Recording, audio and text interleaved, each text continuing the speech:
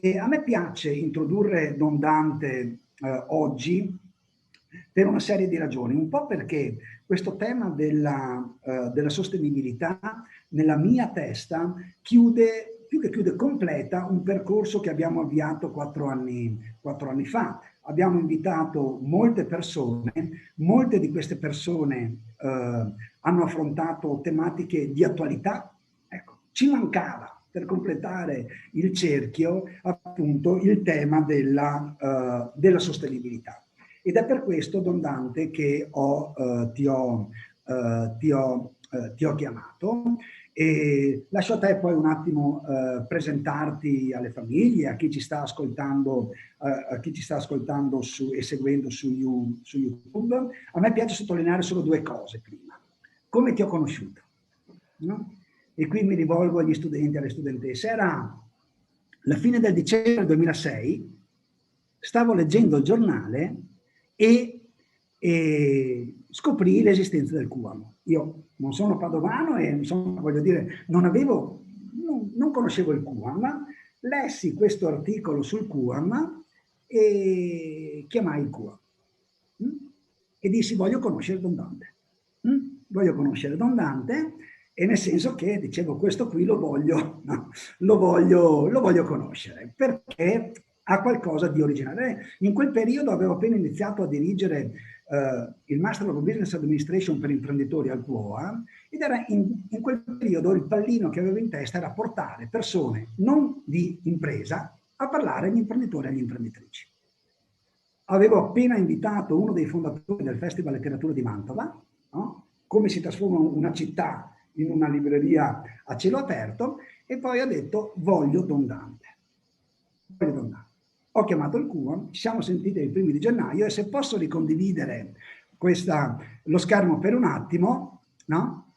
E questo, Don Dante, siamo io e te il 9 di marzo 2007, quando hai accettato l'invito di, non dico un ragazzino, comunque ero abbondantemente sotto i 40 anni, di venire a parlare di internazionalizzazione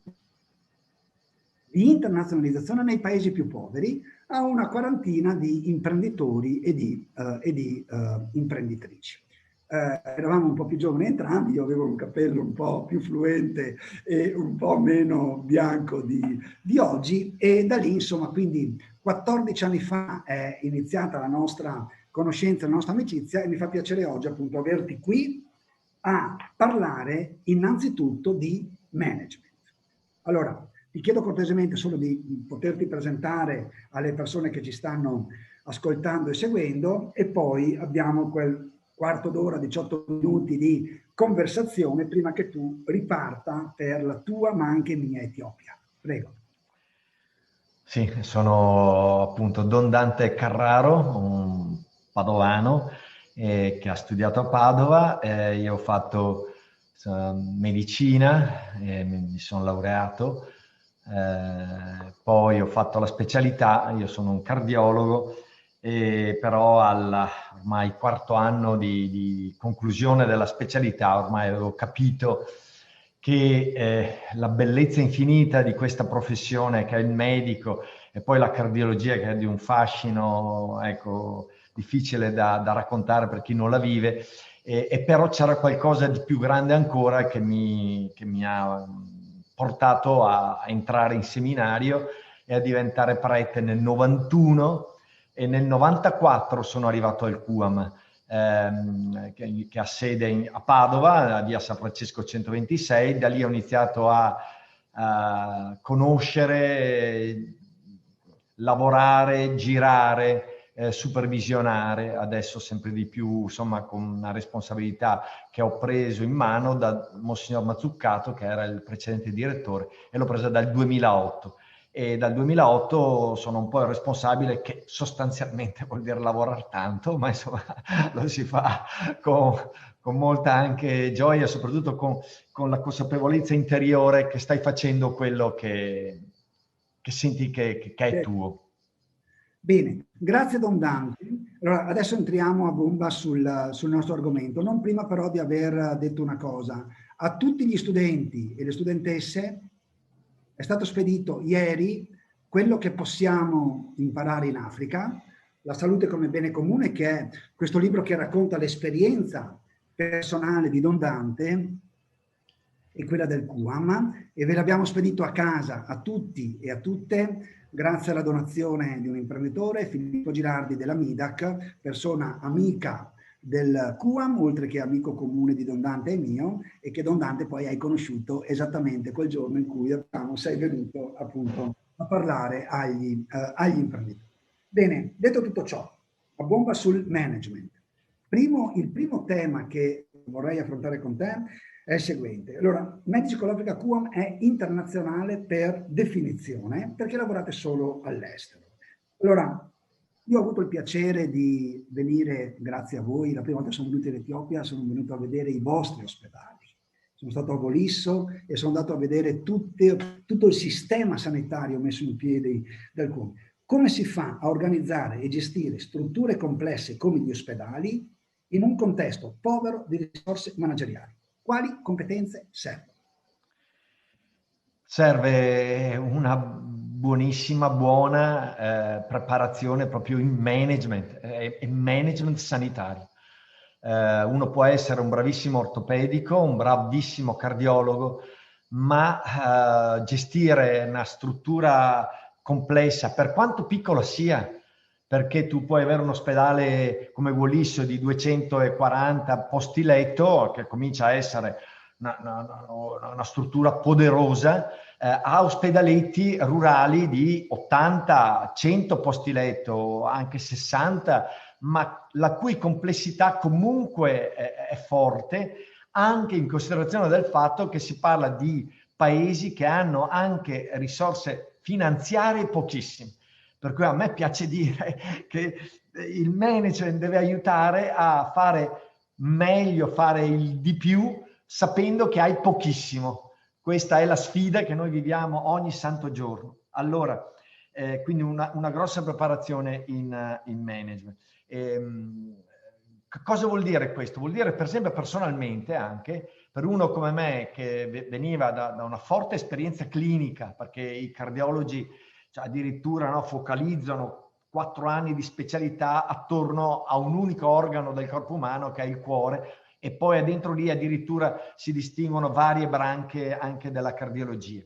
E ho dovuto rimettermi a studiare. Io, proprio perché siamo presenti in Africa, ho partecipato a un master in Health Services Management gestito dall'Università Cattolica di Kampala, di Nkosi a Kampala, e sentivo proprio fortissima questa necessità, dove con i vari moduli che quel master ti proponeva, insomma, ho dovuto approfondire questa materia perché capivo sempre di più l'esigenza di questo. Secondo, noi stessi come QAM abbiamo aperto un master in Health Services Management appunto in Uganda, e abbiamo formato il personale locale. Ci sono dei giovani bravi anche locali, oltre che italiani, che vanno là a prepararsi, e questo è fondamentale poi per consentire a un medico, a volte anche a un non medico, anche magari a un economista che abbia la passione sanitaria, voglio dire, no? E entra dentro questa materia che è di confine e multisettoriale, fra l'altro. Ultima poi l'esperienza concreta di accompagnamento day by day prolungata nel tempo, perché il manager sanitario lo puoi studiare, ma dopo ti devi sporcare le mani, deve diventare vita concreta. E lo dico perché i sistemi sanitari sono una matrice complessa. L'Organizzazione Mondiale della Sanità, il WHO, ha dei capitoli di approfondimento molto forti, e li semplifico in questa. Sono 6 i grandi blocchi necessari. Quali sono questi 6 grandi blocchi per gestire, per esempio, un ospedale? Ripeto, la complessità varia, ma i blocchi logici in testa sono sempre quei 6 là. La governance, di chi è, chi lo governa, com'è composto il board. Io faccio parte di moltissimi board dei 23 ospedali che stiamo gestendo in Africa, ma la governance è fondamentale, perché le decisioni poi importanti che impattano sulla salute della gente le fai a livello del board. e quindi la governance è fondamentale. Secondo, governance che vuol dire anche il management, perché dopo la governance ha una governance politica, poi una governance manageriale, il direttore generale, il direttore sanitario, il direttore finanziario dell'ospedale. In piccolo, in tutti gli ospedali noi cerchiamo di lavorare qui. Vado avanti. La clinica, quindi la clinica, sapere l'importanza della clinica e gestirla bene con i medici che ci lavorano, le infrastrutture, capire quanto, se allargare un ospedale, se è il caso o no, se invece non è il caso o meno, e come farla e dove farla. Pensate a tutto il tema ecologico, il waste disposal, i generatori piuttosto che un sistema solare e così via. Le infrastrutture sono importantissime, le risorse umane fondamentali, perché sennò vai a sbattere sul muro. Il grande tema poi, il quinto tema dei farmaci. Pensate che ci sono moduli ormai dei drugs management che vanno gestiti. E infine le finanze, perché chi paga la salute in Africa come qua, come da noi, sono temi fondamentali. Ecco, questi sono i 6 blocchi. Se uno non ha questa consapevolezza, va a campi e fa male e spreca risorse. Il tema poi con i donatori è fondamentale, dare accountability, cioè rendere conto a un donatore quel che fai. Un manager sanitario deve saperlo fare, e quindi sono in tanti. Questo è in estrema sintesi.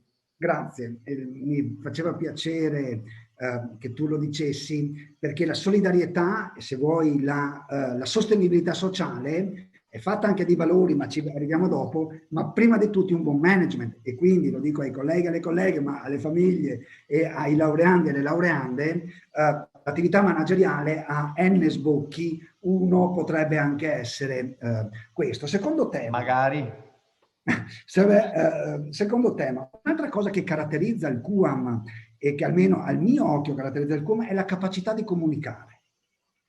Da Il bene ostinato di Paolo Rumiz al film documentario di Carlo Mazzacurati, da Non temete, per noi la nostra vita sarà migliore di Mario Calabresi, che aveva sua zia o suo zio, non mi ricordo, medici missionari con il QAM, alla web serie A casa loro, un viaggio speciale in Etiopia a cui tengo molto, con Niccolò Fabi, A parole con l'Africa, un'altra operazione video con testimonial del calibro di Niccolò Fabi, Dacia Maraini, Beppe Carletti, Beppe Servagnini, Niccolò Amaniti, Natalino Balasso e molto altro ancora. Allora, da un osservatore che nasce aziendalista, vedere la capacità e la varietà di media attraverso i quali il QAM comunica fa pensare. Allora, cosa c'è dietro e perché comunicate in questo modo? Ma c'è l'esigenza assoluta di, come dire, di far conoscere. Tra l'altro, insomma, nella tradizione cristiana, grandi padri della Chiesa dicono: ciò che non conosci non ami. E quindi se non ami non ti coinvolgi, e quindi devi conoscere e far conoscere quella cosa. Quindi è assolutamente importante. Noi, fra l'altro, questo ha voluto dire spostare il nostro budget finanziario, bilancio economico. Adesso stiamo in piedi con un 35-40% del nostro budget totale che viene da finanziatori privati, frutto di questa comunicazione, di un coinvolgimento senza il quale ormai non si va avanti. Però comunicare quindi è fondamentale, saperlo fare, saper comunicare. E con quale criterio? Perché si può comunicare in tantissimi modi. Io vi dico alcuni criteri che sono i nostri, e di rimbalzo uno può leggere anche altre modalità che magari non sono le nostre. Per esempio, non siamo noi a raccontare quel che siamo. Crediamo che sia molto più significativo quando amici, persone, istituzioni a volte, artisti vari, no? Sono loro a raccontare di noi, perché è molto più credibile. Altrimenti uno dice: te la tiri addosso, no, te la giochi, te la mangi e te la bevi tu. Come? Te la fai e te la racconti. Sì, te la fai, te la racconti, insomma, no. Ecco, crediamo che è molto importante. E allora, per esempio, è importante coinvolgere testimoni che raccontino di te. E anche qui, testimoni più che testimonial. Testimonial lo fa magari perché lo fa in quel momento, ma il suo raccontare, anche volenteroso, diventa necessariamente un po' svilente, perché può capire un testimone che ti conosce oggi e dopodomani magari non c'è, capisce un 10%, 20% di quel che sei. Allora i testimoni invece sono quelli che accettano anche con tanta discrezione, anche leggerezza a volte, no, ma un percorso insieme, che hanno cominciato a conoscerti, una volta capiscono un aspetto, poi un altro, e quando parlano senti che raccontano quello che hanno visto, ma soprattutto quello che hanno vissuto loro e anche il modo loro di interpretarci. È affascinante, i nomi che hai citato prima, sentire come Dacia Maraini parla del QM rispetto a Natalino Balasso. È divertente anche per noi, perché noi stessi, come dire, scopriamo elementi di noi stessi proprio da queste finestre diverse che sentiamo. Ricordo, ve la dico solo come battuta, Natalino Balasso che dice: cacchio, dobbiamo sostenerli sti qua, perché non si chiamano mica medici con la Svizzera, si chiamano medici con l'Africa, e allora ha bisogno di soldi. Ecco, sapete Natalino Balasso come è simpaticissimo, vabbè, per raccontare queste robe. E terzo, non raccontare idee, ma raccontare storie, volti, esperienze concrete. Noi abbiamo tanti giovani che partono con noi. Io mi emoziono ogni volta quando sento loro come raccontano della loro esperienza, quello che hanno vissuto alla Feitosa Maganga, all'ospedale di Wallis, di Aber, di Matani, no? E allora la gente sente che quei grandi ideali passano attraverso storie, è possibile, sono cose vere, fattuali, capaci di cambiare non il mondo, ma magari cambiare intanto la persona, perché senti da come ne parlo, ma capaci di cambiare magari quel contesto limitato attorno al quale poi coltivi la speranza di poter cambiare anche quel mondo. Insomma, ecco, il nostro modo di comunicare cerca di concentrarsi su questo. Bene, grazie Don Dante per la spiegazione. Io non l'avevo capito in toto, ma tutte queste cose che ho citato le ho tutte viste. No? E in effetti questa cosa, insomma, traspare, mi incuriosiva capire come ingaggiate, perché se ci riesce un'organizzazione non governativa, diciamo un'organizzazione umanitaria, che è la condizione più difficile, perché l'adesione valoriale diventa importante, beh, se ci si riesce qua, non c'è nessuna ragione per la quale le altre organizzazioni for profit non ci possano riuscire. Questo è un po' il messaggio. Bene comune e sostenibilità sociale. Spiegaci la scelta strategica di lavorare solo in Africa come posizionamento competitivo e come anche espressione di un sistema di valori che qui sei autorizzato a inserire. Quindi abbiamo parlato in maniera laica soltanto di aspetti manageriali, e è evidente poi che l'espressione dell'imprenditorialità, della managerialità è intriso, il family business ne è un'espressione di valori di cui chi dirige è espressione. Quindi hai campo libero. Grazie. La salute è bene comune. Perché? Perché pensate all'intreccio che ha la salute verso anche l'economia, e solo così crei sostenibilità.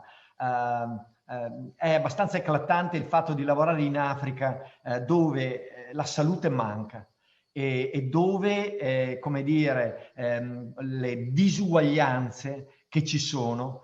Vi faccio qua casa mia, e quindi no, l'Etiopia si è parlato 110 milioni di abitanti. Casa mia.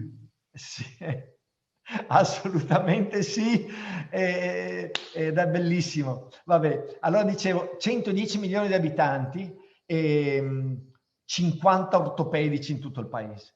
Allora un bambino che casca dall'albero, che si fa una frattura, che è una frattura scomposta o esposta addirittura, se non c'è un ortopedico, uno specialista che metta a posto quel bambino diventa un disabile e anziché essere motore di sviluppo di un paese, diventa un peso per quel paese. Qualcuno mi chiede come mai l'Africa fa così fatica ad avere un'economia forte. Beh, anche per questo, per dire come quel bene comune, quella sostenibilità è fatta di un insieme di valori che devono tenersi insieme. Penso al Sud Sudan, un'ostetrica, non un ginecologo, un'ostetrica per 20.000 mamme che partoriscono. Ma che sviluppo può avere un paese così se non investi in salute? E quella salute diventa motore poi allora per un'economia e ci avrebbero tutte le risorse. Qualcuno mi chiede, ma come mai questi paesi che hanno le risorse, il petrolio, per esempio il Sud Sudan, ma vicino c'è la Repubblica Centrafricana, più o meno simile, è ricca di oro, di diamanti, eccetera, e non riesce. Perché quando tu hai dei gap sanitari, delle disuguaglianze che gridano vendetta dal punto di vista umano, ma anche dopo hanno un impatto sul mondo, fra virgolette, economico dello sviluppo, senza la quale questa salute, senza questa salute non generi futuro, per dire, no? Il Covid l'ha dimostrato, è un virus che, come dire, ha bloccato l'economia, ha fermato tutto il mondo, per dire la salute quanto preziosa è. E deve essere una salute ugualitaria, perché altrimenti ciò che tu, come dire, se tieni un continente vicino a casa, in queste condizioni, ovvio che l'economia non è sostenibile, non sta in piedi. È interessante l'approccio io insomma lo sto seguendo con attenzione anche di Mario Draghi, è una roba interessante questo suo visione integrata dei grandi valori che tengono insieme la cosa. Dico anche, quando l'economia è sfrenata, il male che fa alla salute. In Repubblica Centrafricana c'è una multinazionale francese che ha comprato 10 metri di riva da una parte e 10 metri di riva dall'altra del grande fiume che passa dalla capitale e che poi attraversa la Repubblica Centrafricana, pieno di pepite d'oro. Quei 10 metri sono di proprietà di una multinazionale che fa scavare ragazzi africani, li fa scavare, trovano la pepita, gliela devono dare alle multinazionali francesi e questa multinazionale dopo fa i suoi affari. Un'economia così non è sostenibile, fa male. Adesso fa male anche alla Repubblica Centrafricana perché non crea sviluppo, ma a lungo termine fa male anche ai nostri paesi perché questa gente poi si ribella, le guerre succedono, c'è un'insicurezza generale e quindi non c'è futuro.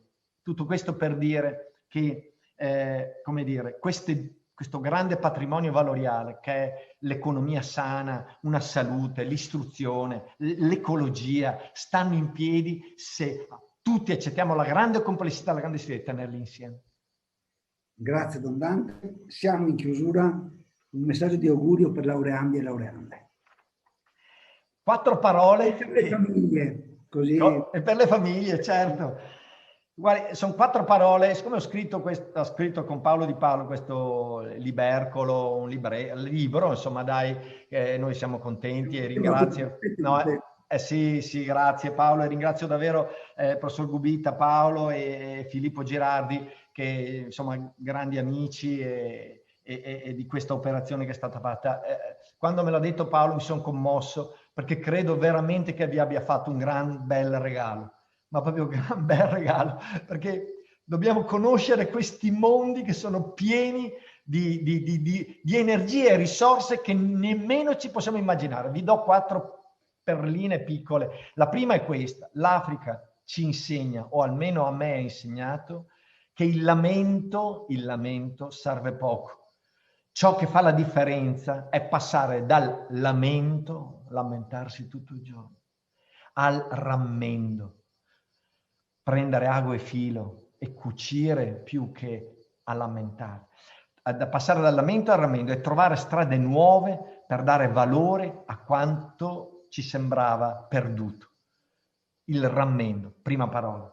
La seconda, mi ha insegnato che la frugalità, le cose sobrie, frugali che sembrano piccole. Non è un limite la frugalità, ma può diventare un'opportunità incredibile per far leva più sull'intelligenza e lo studio che sul denaro. Pensate cosa vuol dire un paziente non hai l'attacco e devi escogitare nella tua testa la frugalità, ti stimola a inventare. Ci sono delle esperienze nel libro interessantissime da questo punto di vista. Terza perla è quella della fatica, e scrivo così: mi ha insegnato mi ha insegnato la fatica, la dignità della fatica, e l'ho imparata dagli asinelli che vedo ad Addis Abeba in Etiopia, caricati con chili di paglia sulla schiena. Li vedi camminare ostinati, tenacissimi, in silenzio. Ho trovato consolazione e forza nel pensare a questi asinelli etiopici che fanno il loro dovere senza che nessuno li ringrazi. Non hanno bisogno di riconoscimenti, di medaglie, di titoli, non hanno bisogno di gratificazioni, fanno quello che devono fare, la gioia di fare quel che si deve fare, anche con fatica. Quarta e ultima cosa, l'allegria. L'allegria. L'Africa mi ha insegnato che si può coltivare l'allegria anche nelle situazioni più difficili, anche quando c'è l'Ebola e vedi morte o pericoli tutto il santo giorno. Arrivi alla sera e con l'amicizia, con una partita da ping pong, magari in casa, coltivi quell'allegria che è dono dello spirito e ti consente di affrontare il domani, la nuova giornata, con fiducia e speranza. Grazie Don Dante, sono certo che insomma hai colpito nel segno e ti ringrazio per aver accettato l'invito.